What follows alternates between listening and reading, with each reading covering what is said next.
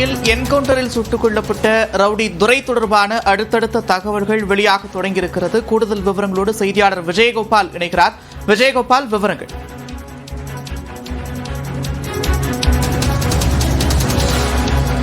நந்தா, சில அதிர்ச்சிகரமான தகவல்கள் அடுத்தடுத்து வெளிவந்திருக்கிறது. குறிப்பாக சொல்ல வேண்டுமென்றால் திருச்சியை சேர்ந்த திருச்சி மாநகரம் புத்தூர் வண்ணாரப்பேட்டையை சேர்ந்த எம்ஜிஆர் நகரை சேர்ந்தவர் துரைசாமி.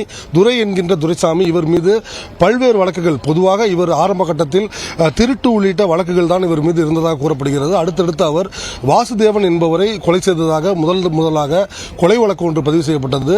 அதன் தொடர்ச்சியாக அவர் இளவரசன் என்பவர் கொலை வழக்கில் தொடர்புள்ளதாக அடுத்த ஒரு வழக்கு பதிவானது. இதற்கிடையே இவர் கடந்த 2022 ஆண்டு திருச்சி மாநகர காவல்துறை ஆணையராக இருந்த சத்யபிரியா இருந்தபொழுது இவரை நகைகளை மறைத்து வைப்பதற்காக கூறி அழைத்து சென்று போலீசாரை தாக்கியதாக கூறி இவர் காலில் சுட்டு பிடித்தார்கள்.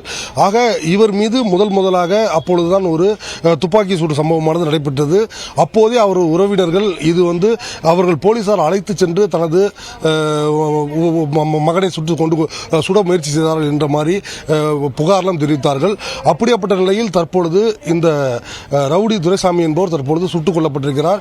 இதற்காக போலீசார் சொல்கின்ற சில தகவல்கள் அதிர்ச்சி தரும் வகையாக இருக்கிறது. பொதுவாக ராமநாதபுரம் மாவட்டத்தை சேர்ந்த பூர்வீகம் கொண்ட துரைசாமி பிழைப்பிற்காக கடந்த ஒரு 20-30 ஆண்டுகளுக்கு முன்பாகவே குடும்பத்துடன் திருச்சி மாநகரத்துக்கு வந்துவிட்டார்கள். அவ்வப்போது கிடைக்கின்ற கூலி வேலை செய்து பிழைக்கின்ற இவர்கள் ஒரு 5 சகோதரிகளுடன் பிறந்தவர் இவர். மேலும் 4 சகோதரருடன் பிறந்தவர். மொத்தம் 10 பேர் இவர் உடன் பிறந்தவர்கள். ஒரு மிகப்பெரிய குடும்பத்தில் பிறந்த இவர்கள் அவ்வப்போது கிடைக்கின்ற கூலி வேலை செய்து பிழைத்த போது இவர் இந்த ரவுடி பழக்க வழக்கம் உள்ளிட்ட பழக்கங்களில் இவர் பிரபலமாக வர துவங்கினார். தற்பொழுது இவர் கூலிப்படையாகவும் செயல்படுவதாக கூறப்படுகிறது. குறிப்பாக சொல்ல வேண்டும் என்றால் தீபக் ராஜா கொலை வழக்கு, தொடர்புடைய நவீன் என்பவரை கொலை செய்த வழக்கு உள்ளிட்ட பல்வேறு வழக்குகள் இவர் மீது நிலுவையில் இருப்பதாக கூறப்படுகிறது.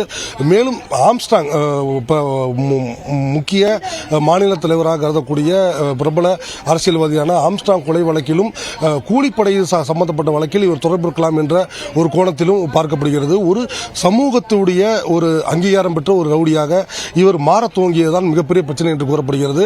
எனவே இவரை எப்பொழுதுமே போலீசார் கண்காணிப்பு வலயத்திலே வைத்திருந்தார்கள். இந்நிலையில் தான் இவர் புதுக்கோட்டை மாவட்டத்தில் திருவரங்குளம், பட்டுக்கோட்டை செல்கின்ற திருவரங்குளம் பகுதியில் வம்பன் வனப்பகுதியில் பதுங்கியிருந்த போது இவரை பிடிக்க சென்ற போலீசாரை தாக்கியதாகவும் அவரை இவர் வெட்ட முயன்றதாக கூறி போலீசார் அவரை சுட்டுக் கொண்டிருக்கிறார்கள். இந்த என்கவுண்டர் சம்பவம் என்பது மிகப்பெரிய அதிர்ச்சி அலைகளை ஏற்படுத்தியிருக்கிறது. மேலும் இவர் திண்டுக்கலை சேர்ந்த பிரபல ரவுடி மோகன் ராமின் ஆதரவாளராக தன்னைத்தானே சொல்லிக் கொள்கிறார் என்ற ஒரு கருத்து முன்வைக்கப்படுகிறது.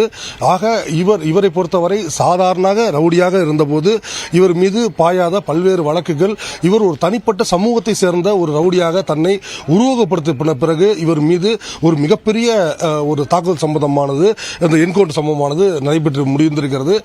எனவே இனி வரும் வேளையில் பிரபலமான ரவுடிகள் பட்டியலில் உள்ள துரைசாமி கொல்லப்பட்ட பிறகு இந்த ரவுடிகள் சம்பந்தப்பட்ட பிரச்சனை என்பது தமிழகத்திற்கு ஒரு முற்றுப்புள்ளி வைக்கப்படும் என்று எதிர்பார்க்கப்படுகிறது. நந்தா, நன்றி விஜயகோபால், விரிவான விவரங்களுக்கு.